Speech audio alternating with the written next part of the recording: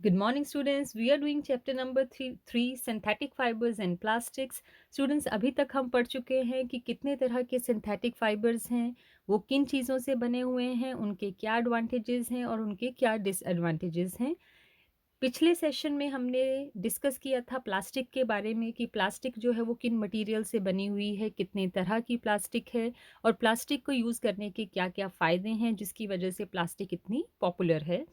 लेकिन आज हम एक ऐसी चीज़ के बारे में पढ़ने लगे हैं जो हमने शायद पहले इतनी ज़्यादा उसके बारे में नहीं सोचा है। Today we are going to discuss about the harmful effects of plastic, how this plastic is dangerous to our environment. So let us discuss about it. So plastic and the environment. When we go to the market, we usually get things wrapped in plastic or packed in polythene bags. तो students जब हम लोग बाज़ार जाते हैं, चाहे हम सब्ज़ी लेने जाएँ, चाहे आप लोग अपने स्टेशनरी आइटम्स लेने जाएँ या फिर आप कोई भी कपड़े खरीदने जाएँ, तो आप सबको वो सब चीज़ें जो हैं वो प्लास्टिक बैग्स के अंदर रैप करके दी जाती है। बहुत खूबसूरत तरीके से उन्होंने उन प्लास्टिक बैग्स को तैयार किया होता है। लेकिन इतने सारे पॉलीथीन बैग्स जो हम अपने घरों में लाते हैं, उसके बाद हम उन्हें डस्टबिन में डालते हैं। डस्टबिन के बाद वो कभी गलियों में, कभी के जो वाटर बॉडीज़ हैं, उनके अंदर, इन सब जगह पे वो जो प्लास्टिक बैग्स हैं, वो घूमते रहते हैं। That is one reason why plastic waste keeps getting accumulated in our homes. Students, accumulated का क्या मतलब होता है? अकोमोलेटेड का मतलब होता है इकट्ठे होना, अकोमोलेट करना यानी कि बहुत सारी चीज़ इकट्ठी हो जाना। तो अकोमोलेट हो रहा है वो हमारे घरों के अंदर जो प्लास्टिक का वेस्ट है। Ultimately plastic finds its way to the garbage. अब स्टूडेंट्स, होता क्या है कि जब हम वो प्लास्टिक यूज़ करते हैं, उसके बाद उसे वो हमारे घर में आता जाता है, आता जाता है। फिर उसके बाद क्या होता है कि वो कचरे में जाता है, it goes to the garbage. Disposal of plastic is a major problem. Why? Disposal का क्या मतलब होता है स्टूडेंट्स? वेस्ट डिस्पोज़ल का मतलब होता है वेस्ट को ठिकाने लगाना। अब प्लास्टिक का जो वेस्ट है उसको डिस्पोज़ ऑफ करना जो है एक बहुत ही बड़ी प्रॉब्लम है। अब ये क्यों एक बड़ी प्रॉब्लम है इसके बारे में हम अभी डिस्कस करेंगे। A material which gets decomposed through natural processes such as action by bacteria is called biodegradable. Students, ये एक बहुत ही इम्पोर्टेंट टर्म है, बायोडिग्रेडेबल। स्टूडेंट्स, बायोडिग्रेडेबल का मतलब क्या होता है? बायो मतलब बायोलॉजिकली, डिग्रेडेबल मतलब डिकम्पोज होना। कोई भी ऐसा वेस्ट मटेरियल जो कि नेचुरल प्रोसेसेस के साथ डिग्रेड हो जाए, डिकम्पोज हो जाए, अपने छोटे पार्टिकल्स में ब्रेक हो जाए, उस मटेरियल को हम बोलते हैं बायोडिग्रेडेबल। स्टूडेंट्स, जितनी भी चीज़ें नेचुरल सोर्सेज से बनती हैं यानी कि प्लांट्स एंड एनिमल सोर्सेज से बनती हैं, टोटली वो सारी चीज़ें जो होती हैं वो बायोडिग्रेडेबल ही होती हैं। लेकिन जो चीज़ें फैक्ट्रीज़ में जनरेट होती हैं केमिकल्स के यूज़ करने से, वो बायोडिग्रेडेबल नहीं होती हैं। अब क्योंकि वो बायोडिग्रेडेबल नहीं हैं, तो क्या होगा कि वो चीज़ यूज़ होगी, पुरानी होगी, फेंक दी जाएगी और उसके बाद वो इकट्ठी होती रहेगी। क्योंकि वो डिकम्पोज़ नहीं होगी, वो हमारी एनवायरनमेंट में इकट्ठी होती रहेगी, होती रहेगी, होती रहेगी। एज़ अ रिज़ल्ट वो चीज़ जो है वो हमारे एनवायरनमेंट का नुकसान करेगी। अगर वो ज़मीन के नीचे दबाई जाएगी तो वो हमारी सॉइल को अनफर्टाइल कर देगी। अगर पानी में फेंकी जाएगी तो वो हमारे पानी के सोर्सेज़ जो हैं उनको पल्यूट करेगी, साथ में जो एक्वेटिक एनिमल्स हैं उनका नुकसान करेगी। अगर उसे जलाया जाएगा तो वो बहुत सारे हार्मफुल पॉइज़नस गैसेज़ रिलीज़ करेगी जो कि हमारी एनवायरनमेंट का नुकसान करेंगे। तो ऐसे मटीरियल्स जो कि नेचुरल प्रोसेसेस से डिकम्पोज़ नहीं होते हैं, बैक्टीरिया के एक्शन से डिकम्पोज़ नहीं होते हैं, they are said to be non biodegradable. और बायोडिग्रेडेबल कौन से हैं? जो कि बैक्टीरिया के एक्शन से डिकम्पोज़ हो जाते हैं। इसमें सारे एनिमल और प्लांट प्रोडक्ट्स आएँगे, जैसे कि वेजिटेबल पील्स हो गए या फ्रूट्स के पील्स हो गए या कोई भी पकी हुई सब्ज़ी हो गई, आटा हो गया, ये सब चीज़ें जो हैं ये बायोडिग्रेडेबल होंगी। So a material which is not easily decomposed by natural processes is termed as non biodegradable. तो एक तरह के मटेरियल हैं जो नेचुरल प्रोसेसेस से डिग्रेड हो जाते हैं, डिकम्पोज हो जाते हैं, उनको हमने क्या बोला, बायोडिग्रेडेबल। और जो इस तरह से डिकम्पोज नहीं होते हैं, they are called non biodegradable. अब स्टूडेंट्स, अभी हम एग्जांपल्स पढ़ेंगे इन दोनों चीज़ों की कि हमारी डेली लाइफ में आने वाली चीज़ें जो हैं, उनमें से कौन सी चीज़ें जो हैं वो बायोडिग्रेडेबल हैं और कौन सी नॉन बायोडिग्रेडेबल हैं। हाँ जी स्टूडेंट्स, देखिए यहाँ पे ये टेबल दिया हुआ है, यहाँ पे आपको टाइप ऑफ वेस्ट बताया है और उसका approximate time taken to degenerate है वो बताया हुआ है, और उसके बाद में ये कंक्लूड किया है कि वो मटेरियल जो है वो बायोडिग्रेडेबल है या नहीं है। So the first one is peels of vegetables and fruits. जो फ्रूट्स हैं और वेजिटेबल्स हैं, उनके जो पील्स हैं, उनके जो छिलके हैं, वो left over of food stuff, जो खाना आपने बनाया है उसके बाद उसका कुछ हिस्सा बच गया है, उसका लेफ्ट ओवर जो है, ये दोनों चीज़ें स्टूडेंट्स, इनको डीजनरेट होने में करीबन 1 से 2 वीक का टाइम लगता है। डीजनरेट होने का मतलब पूरी तरह से ख़राब होके उसके बाद जो उसका मटेरियल है वो छोटे पार्टिकल्स में, सिंपलर पार्टिकल्स में कन्वर्ट हो जाता है। उस काम को इन फूड आइटम्स के लिए जो टाइम लगता है वो 1 से 2 वीक का टाइम लगता है, और क्योंकि ये पूरी तरह से डिकम्पोज हो सकते हैं, that is why they are called as biodegradable. Second, उसके बाद आ गया पेपर। स्टूडेंट्स, जो पेपर है धीरे धीरे ये भी डिजनरेट हो जाता है, लेकिन इसको कुछ ज़्यादा टाइम लगता है। It takes around 10 to 30 days and therefore this one is also biodegradable. Students, हमें पता है पेपर जो है वो वुड पल्प से बनता है, that is why it has got a natural source, ये प्लांट बेस्ड प्रोडक्ट है, तो एज अ रिजल्ट ये भी बायोडिग्रेडेबल है। Then next comes cotton cloth. अब स्टूडेंट्स, हमें पता है जो कॉटन है वो भी प्लांट सोर्स से ही बना हुआ है। We know we get cotton fibre from the flowers of the cotton plant, therefore this one is also having a natural source, तो इसको डिकम्पोज होने में टाइम लगते हैं 2 से लेके 5 मंथ्स तक, तो ये भी बायोडिग्रेडेबल है। उसके बाद नेक्स्ट आ जाता है वुड। इस वुड को 10 से 15 साल लग जाते हैं। स्टूडेंट्स, जो वुड के बने बहुत पुराने दरवाजे वगैरह होते हैं, आप लोगों ने देखा है धीरे धीरे वो डिजनरेट होने शुरू हो जाते हैं, उनकी स्ट्रेंथ उतनी स्ट्रांग नहीं रहती है, इसको 10 से 15 साल लगते हैं। स्टूडेंट्स, कई वुड को बहुत ज़्यादा टाइम भी लग सकता है, कई वुड बहुत ज़्यादा स्ट्रांग होती हैं, they take a lot many years, उनकी लकड़ी जल्दी ख़राब नहीं होती है। कई ऐसे पेड़ होते हैं, तो ये टाइम जो आपको 10 to 15 ईयर्स दिया है, ये कोई हार्ड एंड फास्ट नहीं है हर वुड के लिए, ये एक जनरल वैल्यू उन्होंने आपको दे दी है।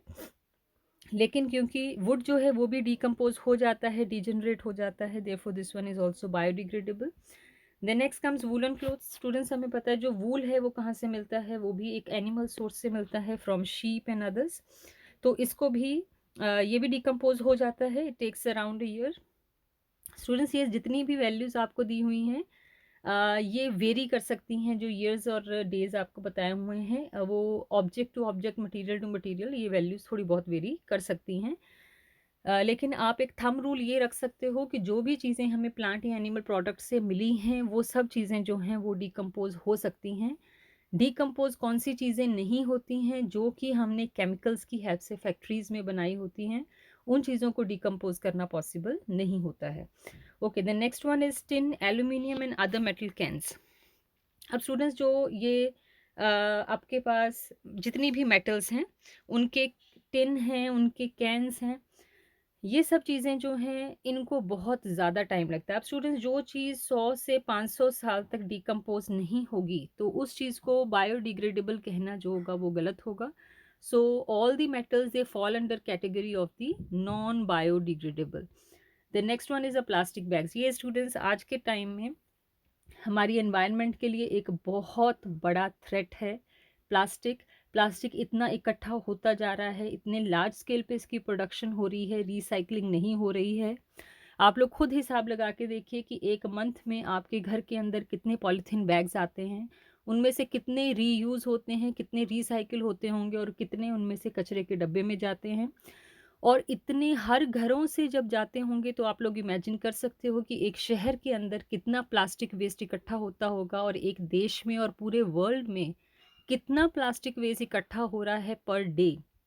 और इतना बड़ा अमाउंट, जो चीज़ कितने 100 सालों तक डिकम्पोज नहीं होगी, वो चीज़ या तो ज़मीन के ऊपर इकट्ठी होती रहेगी या वो पानी जो वाटर बॉडीज़ हैं वहाँ पे जाके इकट्ठी होगी, और अगर आग लगा दी गई तो उसके जो वेस्ट फ्यूम्स हैं वो हमारे एनवायरनमेंट में इकट्ठे हो जाएँगे, हमारे एटमॉस्फेयर में इकट्ठे हो जाएँगे। तो you can imagine how dangerous this plastic is. तो स्टूडेंट्स, अभी हम इसके आगे पढ़ेंगे कि प्लास्टिक वेस्ट से खुद को बचाने के लिए हम क्या-क्या कर सकते हैं। Now, since plastic takes several years to decompose, it is not environment friendly. It causes environmental pollution. अब स्टूडेंट्स, क्योंकि ये चीज़ जो डिकम्पोज नहीं होती है, ये हमारी एनवायरनमेंट को नुकसान करती है, एनवायरनमेंट फ्रेंडली नहीं है, तो ये एनवायरनमेंट का पोल्यूशन क्रिएट करती है। Besides the burning process in the synthetic material is quite slow and they does not get completely burned easily. Students, जितनी भी सिंथेटिक चीज़ें हैं इनकी बर्निंग की प्रोसेस बहुत ही स्लो होती है और इनकम्प्लीट रहती है, ये पूरी तरह से बर्न नहीं होते हैं। They do not turn into ashes, उनसे राख नहीं बनती है। जिस तरह से लकड़ी या पेपर को जलाने से राख बन जाती है, वो चीज़ पूरी तरह से ख़त्म हो जाती है। सिर्फ राख ही बचती है पीछे से। जो सिंथेटिक फाइबर्स हैं उनके केस में ऐसा नहीं होता है, वो कम्प्लीटली बर्न नहीं होते हैं। In the process, it releases a lot of poisonous fumes into atmosphere causing air pollution. और अब स्टूडेंट्स, अगर हम उनसे खुद को बचाने के लिए उनको आग लगा के जलाने की कोशिश भी करते हैं, तो भी वो इस तरह के डेंजरस फ्यूम्स जो हैं वो एयर में छोड़ जाते हैं, जो हमारी एनवायरनमेंट के लिए बहुत डेंजरस हैं। How can this problem be solve? तो इस प्रॉब्लम को कैसे सॉल्व किया जाए? Have you ever seen a garbage dump where animals are eating garbage? In the process of eating the food waste, they swallow materials like polythene bags and rappers of food. Students, आप लोगों ने देखा होगा कई बार कचरे का ढेर लगा होता है रोड साइड के ऊपर, और वहाँ पे बहुत सारे जानवर जो हैं वो आके उसमें से खाना ढूंढ रहे होते हैं। और खाना ढूंढते ढूंढते, क्योंकि जो एनिमल्स हैं वो ये रिकॉग्नाइज नहीं कर पाते हैं कि कौन सी चीज़ खाने लायक है और कौन सी नहीं है, तो एक प्लास्टिक बैग के अंदर रैप करके फेंकी हुई चीज़ जो है वो उसमें से प्लास्टिक बैग को सेपरेट नहीं कर पाते हैं, and they swallow it. Swallow it मतलब वो निगल जाते हैं वो प्लास्टिक बैग्स को भी। एज अ रिजल्ट उसका फिर कंसिक्वेंस क्या होता है? Can you imagine the consequences? उसका क्या नुकसान होगा, उसका क्या रिजल्ट आएगा? The plastic material chokes the respiratory system of these animals और forms a lining in their stomachs and can be that can cause and can be the cause of their death. अब students, जो animal ने एक plastic bag निगल लिया है, वो plastic bag उनकी जो रेस्पिरेटरी सिस्टम है, यानी कि उनके सांस लेने का जो सिस्टम है उसको चोक कर सकता है। उनकी सांस आनी उनको बंद हो सकती है। साथ में ही it forms a lining in the stomachs, उनके जो पेट हैं उनके अंदर जाके वो एक लाइनिंग बना सकती है जो प्लास्टिक की चीज़ है, और उसकी वजह से उनका फूड प्रॉपरली डाइजेस्ट नहीं होगा और अल्टीमेटली दे में डाई। वो ये प्लास्टिक प्रोडक्ट्स की वजह से, पॉलीथीन बैग्स की वजह से मर भी सकते हैं। The polybags are carelessly thrown here and there are responsible for clogging of drains too. जो प्लास्टिक के बैग्स यहाँ वहाँ ऐसे ही गलियों में फेंक दिए जाते हैं, वो अल्टीमेटली जो नालियाँ हैं उनके अंदर जाके फंस जाते हैं, और उससे क्या होता है, पानी जो है वो इकट्ठा होने लगता है ड्रेन्स में और वो गलियों में इकट्ठा हो जाता है। Sometimes we are very careless and throw the wrappers of the chips, biscuits, and other eatables on the roads or in the parks or the picnic places. अब स्टूडेंट्स देखिए, हम लोग कहते हैं कि हमारा कंट्री जो है वो इतना साफ़ सुथरा नहीं है, जो फॉरेन लैंड्स हैं वो बहुत साफ़ सुथरे हैं। स्टूडेंट्स, आप लोगों ने कभी देखा हो कि बस में, ट्रेन में कोई फॉरेनर लोग जो हैं वो ट्रैवल कर रहे हों, तो आप लोग क्या देखते हो, वो अपने साथ में एक पेपर बैग या कोई ऐसी चीज़ रखते हैं हमेशा, जिसमें अगर वो कोई चीज़ खाते हैं तो उसके रैपर्स वो उसमें इकट्ठे करते रहते हैं। वो उसमें क्यों इकट्ठे करते रहते हैं? ताकि जब वो किसी ऐसी जगह पे पहुँचे जहाँ पे डस्टबिन हो, वो वहाँ पे वो गार्बेज जो है वो फेंक देंगे। उन्होंने बचपन से इसी तरह से ही सीखा है कि हमने ये काम इसी तरह से ही करना है, और डेफ़िनेटली हम लोग इंडिया में भी ये काम कर सकते हैं, ये कोई मुश्किल काम नहीं है। जब हम लोग बस से ट्रैवल कर रहे हैं या हम स्कूल में कोई चीज़ खा रहे हैं, तो उसके रैपर्स को हम डस्टबिन में डाल सकते हैं। ये इसको हमें अपनी रिस्पॉन्सिबिलिटी मानना चाहिए।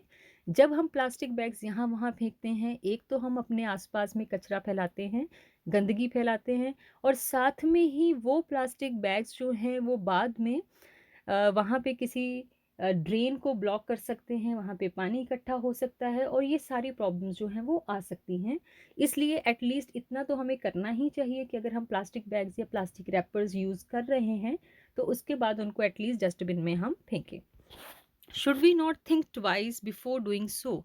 क्या हमें ऐसे ये प्लास्टिक बैग को यहाँ वहाँ फेंकने से पहले 2 बार नहीं सोचना चाहिए? As a responsible citizen, what measures do you suggest to keep public places clean and free of plastic? एक रिस्पॉन्सिबल सिटीजन के तौर पे, एक रिस्पॉन्सिबल नागरिक के तौर पे आप क्या मेथड सजेस्ट करते हो जिससे हमारे पब्लिक प्लेसेस जो हैं वो साफ सुथरे रह सकें और प्लास्टिक से बचे रह सकें? अब स्टूडेंट्स इसके बारे में हम लोग अभी डिस्कस करेंगे। So first is avoid the use of plastics as far as possible. जहाँ तक पॉसिबल हो प्लास्टिक का यूज ही ना करें। Make use of bags made up of cotton और jute when you go for shopping. जब भी आप लोग बाहर कोई खरीदारी करने जाएं तो अपने साथ आप लोग कॉटन या जूट का एक थैला लेके जाएं जिसमें आप सामान डलवाते जाएं ताकि आपको बार बार प्लास्टिक बैग्स लेने की ज़रूरत ना पड़े। The biodegradable and non-biodegradable waste should be collected separately and disposed of separately. जो कचरा बायोडिग्रेडेबल है उसको अलग रखना चाहिए और जो नॉन बायोडिग्रेडेबल वेस्ट है उसको अलग इकट्ठा करना चाहिए और उनका डिस्पोजल जो है वो भी अलग अलग होना चाहिए। Practice this in your homes. Can you suggest some other ways in which you can contribute towards reducing the use of plastic materials? इसके अलावा स्टूडेंट्स हमें और भी ये सोचना है कि हम प्लास्टिक वेस्ट को कम करने के लिए और क्या क्या चीज़ें कर सकते हैं। ये आज आपकी असाइनमेंट में क्वेश्चन होगा जहाँ पे आप लोग खुद बताओगे कि प्लास्टिक वेस्ट को कम करने के लिए हम क्या क्या मेथड यूज़ कर सकते हैं। It is better to recycle plastic waste. Most of the thermoplastics can be recycled. Students हमें पता है थर्मोप्लास्टिक वो प्लास्टिक थी जिसको हीट करके मेल्ट किया जा सकता है। तो एज अ रिजल्ट ऐसे सब प्लास्टिक्स को हम क्या कर सकते हैं, रिसाइकिल कर सकते हैं, हीट करके किसी और फॉर्म में कन्वर्ट कर सकते हैं। Make a list of items that can be recycled. However, during recycling, certain coloring agents are added. अब स्टूडेंट जब रिसाइकलिंग की जाती है, अब आपके पास मान लो कि कुछ एक तरह की प्लास्टिक आपको मिली, उसमें से कुछ ब्लू थी, कुछ ग्रीन थी, मे बी कुछ पिंक कलर की थी। अब क्या है, जब उनको रिसाइकिल किया जाता है तो उन सबको हीट करके मेल्ट कर दिया जाता है तो उससे एक बड़ा स्ट्रेन सा कलर आता है। उससे बचने के लिए वो क्या करते हैं, उसके अंदर कोई कलरिंग एजेंट डाल देते हैं। मे बी उसे वो ब्लैक कलर की कर देंगे, डार्क ग्रे कर देंगे या कोई भी ऐसा अजीब सा कलर कर देंगे ताकि वहाँ पे ये ना पता लगे कि कितनी तरह की प्लास्टिक को मिक्स किया गया है। लेकिन वो जो बहुत लार्ज अमाउंट में कलरिंग एजेंट उसके अंदर डाल दिए जाते हैं उससे उसकी स्टोरेज ऑफ फूड के लिए जो यूज़ है, फूड आइटम्स के स्टोर करने के लिए वो सूटेबल नहीं रह जाती है। हालांकि ये रिसाइकिल्ड प्लास्टिक को यूज़ किया जा सकता है कुछ एक तरह का फर्नीचर बनाने के लिए, इसे यूज़ किया जा सकता है डस्टबिन्स बनाने के लिए, लेकिन उनको फूड आइटम्स को रैप करने के लिए यूज़ करना जो है वो सूटेबल नहीं रह जाता है। As a responsible citizen remember 5R principles. अब students this is a very very very very important part. 5R principle. Students देखिए यहाँ पे 5R के साथ रिलेटेड टर्म्स हैं। So first is reduce. Reduce का मतलब क्या है कि प्लास्टिक का यूज़ जो है वो कम कर दिया जाए। रिड्यूस का मतलब कम करना, तो प्लास्टिक के यूज़ को ही कम करो, बहुत ज़्यादा प्लास्टिक ना यूज़ करो। ये सबसे पहला आर है जिसकी हेल्प से हम प्लास्टिक वेस्ट से बच सकते हैं। Second is reuse. रीयूज़ का मतलब है दोबारा यूज़ करना। एक बार प्लास्टिक बैग लाए हैं उसको दूसरी बार यूज़ करो, तीसरी बार यूज़ करो, चौथी बार यूज़ करो। Same is about plastic boxes and bottles, ताकि आपको बार बार नए प्लास्टिक बैग की ज़रूरत ना पड़े। देन इज़ रिसाइकिल, यानी कि उनको दोबारा से मेल्ट करके किसी और फॉर्म में कन्वर्ट कर दिया जाए जिस फॉर्म में वो किसी दोबारा से यूज़ में आ सके। The next is recover. Recover यानी कि उसे दोबारा से यूज़ में लाना। रिकवर भी कुछ हद तक वैसा ही है, उसको रिकवर कर लेना ताकि उसे फिर से यूज़ में लाया जा सके। Then is refuse. रिफ्यूज़ का मतलब क्या है, मना कर देना, उस चीज़ को यूज़ करने से मना कर देना। That is also another R जिसकी हेल्प से हम क्या कर सकते हैं, प्लास्टिक वेस्ट को कम करने में हेल्प कर सकते हैं। Develop habits which are environment friendly. हमें ऐसी हैबिट्स हमें डेवलप करनी चाहिए जो हमारे एनवायरनमेंट का नुकसान ना करें। So fiber wise let us see, do not throw plastic bags in water bodies और ऑन द रोड्स। कभी भी हमें किसी भी वाटर बॉडी, कोई लेक, कोई कैनल, कोई नदी, उसके अंदर प्लास्टिक की ऑब्जेक्ट्स को नहीं फेंकना चाहिए। रोड के ऊपर इन चीज़ों को नहीं फेंकना चाहिए। Take a cotton carry bag और a jute bag while going to shopping. जब शॉपिंग करने जाएं तो साथ में एक थैला लेके जाएं, जो जो बैग लेके जाएं जो कॉटन का या जूट का बना हो। Try to minimize the use of plastic materials. Example, use a steel lunch box instead of plastic one. Students, ये हमारी चॉइस है कि हम जो टिफ़िन लेके जाना चाहते हैं वो प्लास्टिक का बना है कि मेटल का बना हुआ है। अगर हम प्लास्टिक की चीज़ों का यूज़ करना कम करेंगे, एक एक फैमिली 10-10 चीज़ों का यूज़ भी कम करे, तो आप लोग इमेजिन कर सकते हो कि पूरे कंट्री में पर डे कितनी प्लास्टिक यूज़ हो रही है, उसका अमाउंट कितना ज़्यादा कम हो जाएगा। Alright students, with this your chapter number 3 is finished. अब इसके बाद हम इसके एक्सरसाइज क्वेश्चन करेंगे next week. That's it for today. Thank you very much.